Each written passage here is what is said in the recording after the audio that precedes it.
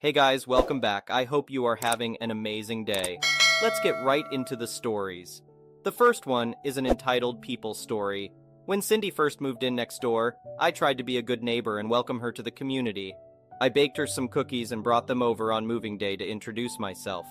She seemed nice enough at first, but it didn't take long for her true colors to show. The first sign of trouble happened about a month after she moved in. I was relaxing on my patio one evening when I heard a loud crash coming from Cindy's backyard. I peered over the fence to see that her large tree had fallen and smashed right through the back of her house. I hurried over to make sure Cindy was okay. She came outside yelling furiously about her brand new roof being ruined. I asked her if she needed any help contacting her home insurance or cleaning up the mess, but she declined. A few days later, I ran into Cindy at the mailbox. She started going on and on about how expensive the repairs were for her roof and how her insurance wouldn't fully cover it. Then she had the audacity to ask me to help pay for it since the tree had been on my property line. I politely declined and reminded her that the tree was actually on her side of the property line. She didn't take no for an answer and continued pestering me about it every time we crossed paths over the next few weeks. Cindy's unreasonable requests didn't stop there. One morning, my doorbell rang incessantly at 6 a.m. I dragged myself out of bed to find a very angry Cindy standing on my porch. She claimed that my dog had been barking all night long and kept her up. I apologized and said I would keep him inside at night going forward.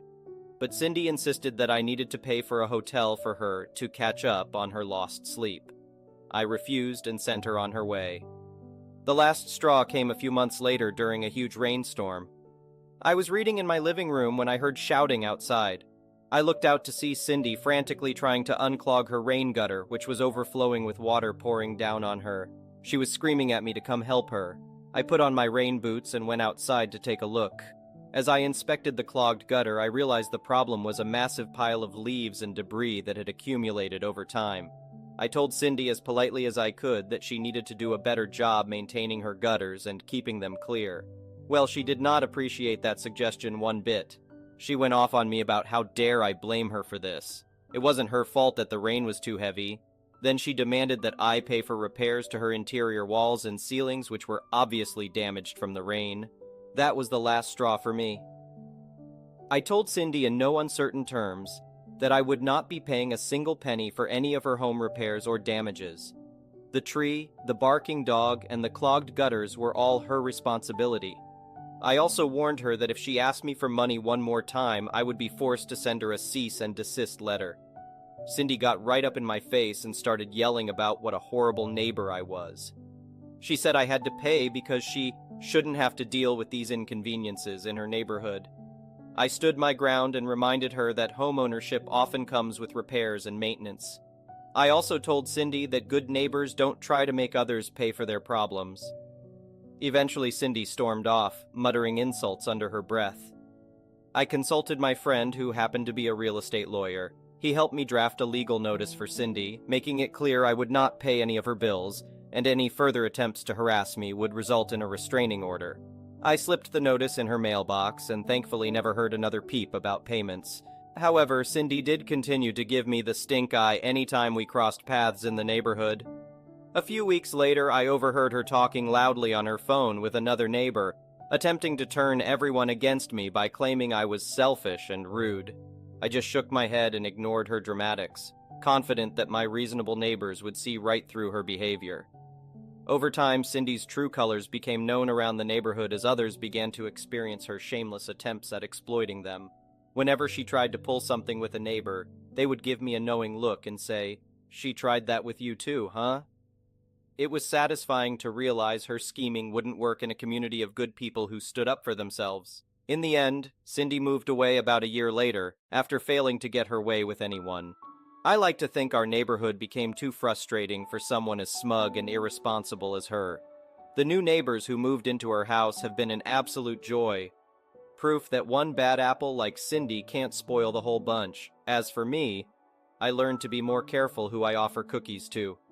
The next one is a pro-revenge story. So I was going to do some shopping in the town that I live in.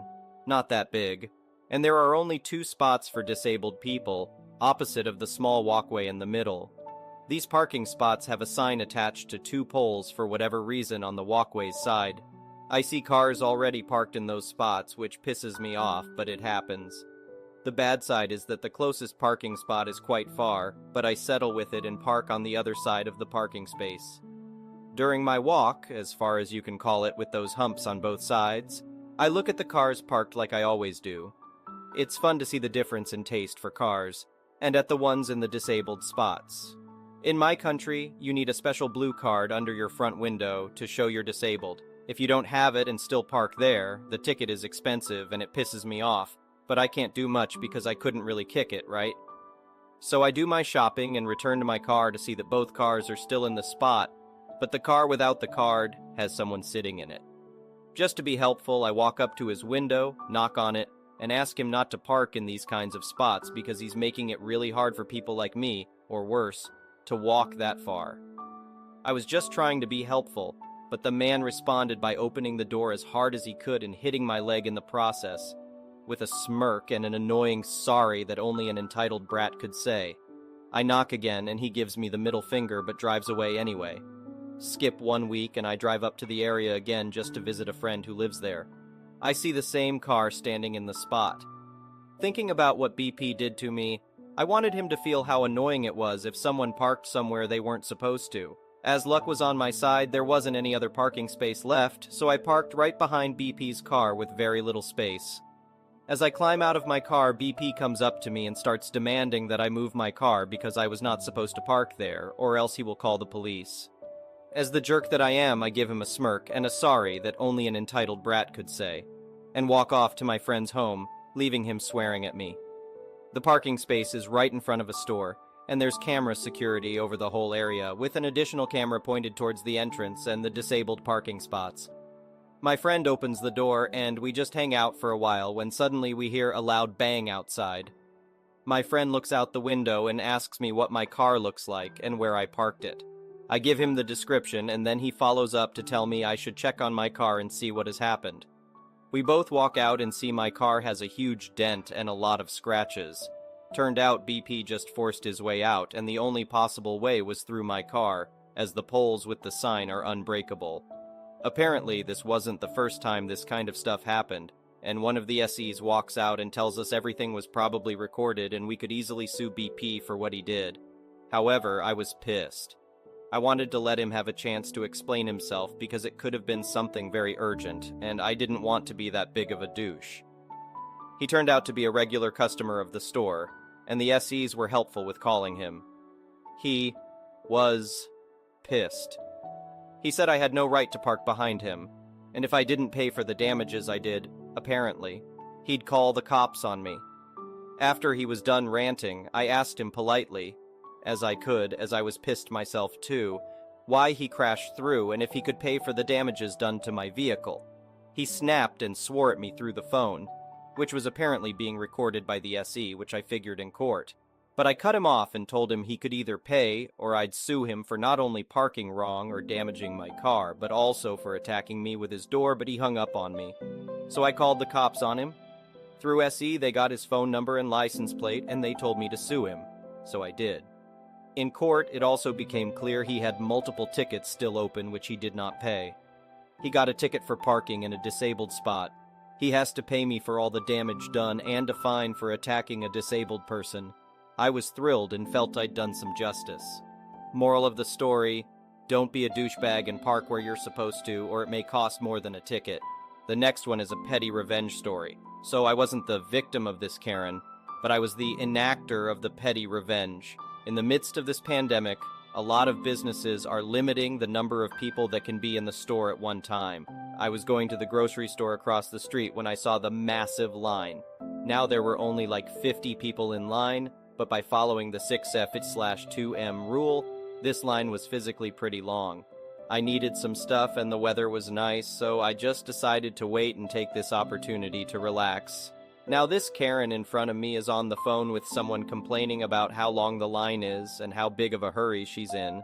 This woman has the full mask, gloves, goggles, hairnet, don't know what that is for, and a custom shirt that says, "Stop! Stay 6 feet away from me." Anytime someone passing along the sidewalk came close, she dodged them to stay away. About 10 minutes passed, and now there are only 30 people in line in front of us when this woman, early mid-20s, who is 4 places ahead of Karen, sneezes into her sleeve. Now I want to take this opportunity to say that sneezing is not a symptom of COVID-19 and not indicative of one's status. It's April and springtime, and as someone who has suffered my whole life with allergies, I can tell the difference between a "I'm sick" sneeze and a pollen tickled my nose sneeze.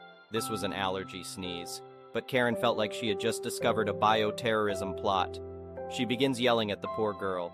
Keep in mind, this girl and Karen are still like 30 feet, 9m away, so Karen is literally yelling. Karen is mainly giving a box soap lecture on how this girl is endangering the community and Karen's kids for not following self-quarantine orders when she obviously has the virus. She, of course, calls the employee monitoring the door over who sends out the manager. We all know Karen would have called for the manager eventually, am I right? The manager tries to figure out the situation while Karen threatens to call the cops to arrest the girl. Eventually, the girl just gives up and leaves.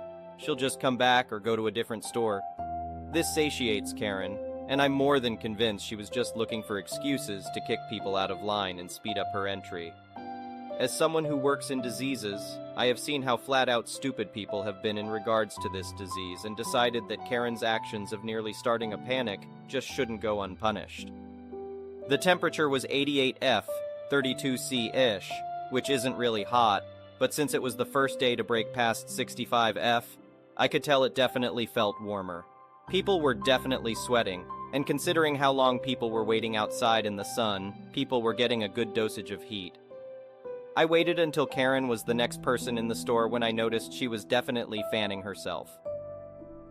Right before the door clerk said it was okay, I asked her, "Ma'am, are you feeling okay? You look a little warm, kind of feverish." She snapped back, "I'm fine, it's the sun, mind your business." The door guard caught on to what I was hinting at and agreed. "Miss, we'll have to take your temperature." And he radioed the monitors. The store has a thermal gun to check the temperature of anyone suspicious. I've never seen them use it, but I knew they had it. She cried, "Why? It's just because I've been in the sun you didn't check anyone else's temperature?" He said, "It's just a policy to check anyone who looks feverish. The guy comes and takes her temperature. 100, 7F 38C, just over the 100, 4F limit the store set. The temperature guy informs her that she will not be allowed to enter the store for public safety. She begins to throw a conniption fit saying, 'It's the sun, I'm not sick, test him.' They do. I get a 99, 9F. The guy informs me that I can now enter the store. I thank him and go in to grab my milk while I can hear Karen still yelling. I hope she was able to get her essential Pinot Grigio somewhere. Just not here." Side note, most grocery stores have an early window to allow elderly shoppers 60+ to come with a lower risk of infection. I almost suggested that if she wanted to avoid contamination, she should do that. She was no older than 45, but knew that would piss her off. The next one is a malicious compliance story. Once upon a time, I, like many people after the new year, joined Planet Fitness with my girlfriend, now wife. We did not go to the gym, and this continued even after we had a gym membership. After a year or so had gone by without going to the gym, we decided to go in one day just for something to do. They wouldn't let us in because the card we used for my wife's membership had expired, and our account was overdue by over $100. They agreed that we could go in as long as we got it under $100. We paid the remaining amount and canceled her membership, switching mine to a premium membership so that we could both use mine.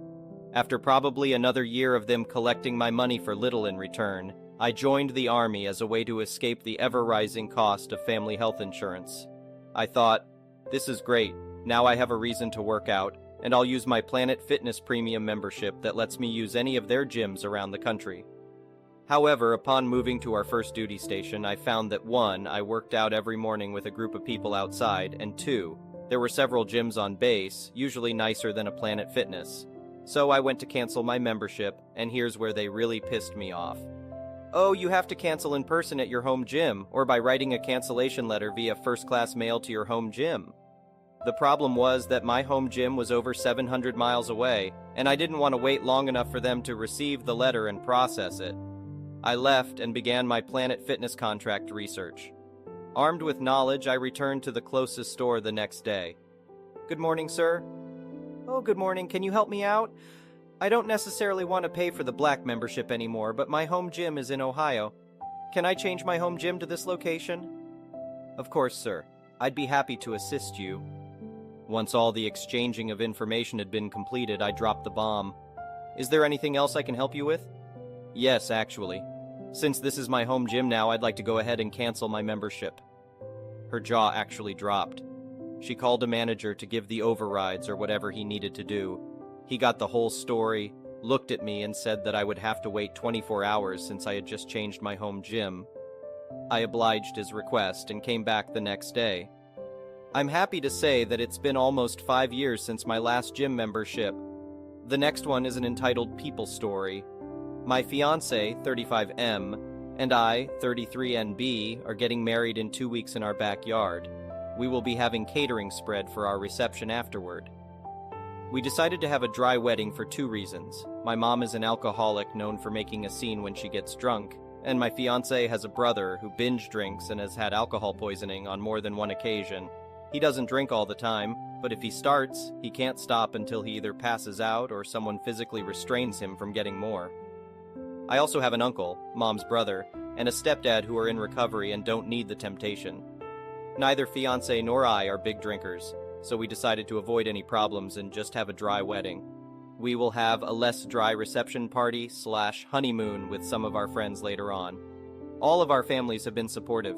My uncle was especially grateful to us for doing this, since he takes his recovery very seriously and has been 7 years sober. I sent out wedding invitations 4 months ago and mentioned it would be a dry wedding, asking people not to bring alcohol. Now today I received a call from my mom, to whom I also sent an invitation 4 months ago. Mom, is it true you're not having alcohol at your wedding? Me, yes, fiancé and I decided we didn't want alcohol during our special time. Mom, that's so silly. It's going to make your wedding boring. Me, well, I'm sorry you feel that way, but fiancé and I have made our decision. We want everyone to feel comfortable at our wedding. Mom, clearly you don't care about my comfort. What if I want to have a little drink to pass the time? Me, like you did at a different Uncle Seat's wedding where you got so drunk and made a horrible scene calling Uncle's wife a gold digger? Mom, it wasn't my fault. They made the drinks there too strong. Me, right. I really wish you would address this need to have alcohol wherever you go. Mom, I don't need to have alcohol. I just think your wedding will be boring without it. You want to have a fun wedding, don't you? Me, it will be a fun wedding. We don't need alcohol to have fun. Mom, this is so stupid.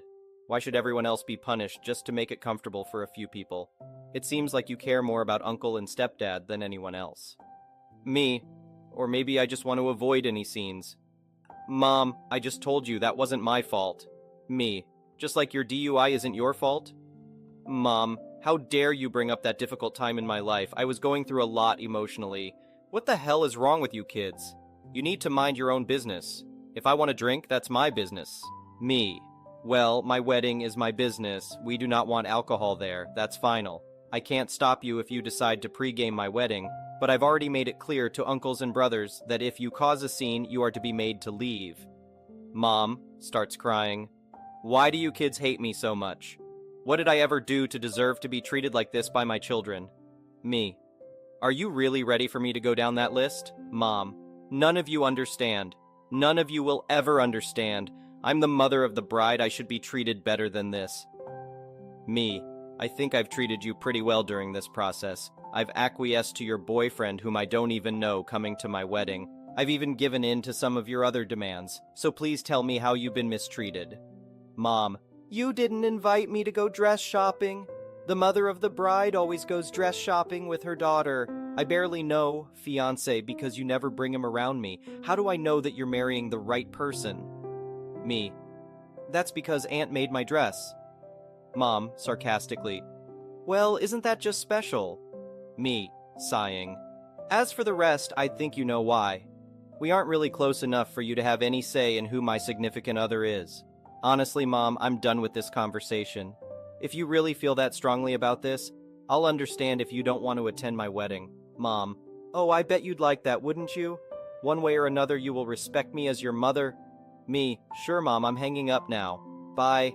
Guys, I'm so livid right now. I have half a mind to uninvite her. I spoke to my dad and her brother. My uncle thinks her drinking is getting really bad again and has been wanting to hold an intervention. I told him I'm focused on the wedding right now, but that I definitely agree this was out of line and something needs to be done. What do I do? I don't want her ruining my wedding, but I'm so tired of dealing with this. Sorry, this is probably above Reddit's pay grade, but I just needed to vent. Thank you for watching. I would really appreciate it if you could like the video and subscribe to our channel if you haven't already. We'll see you again tomorrow.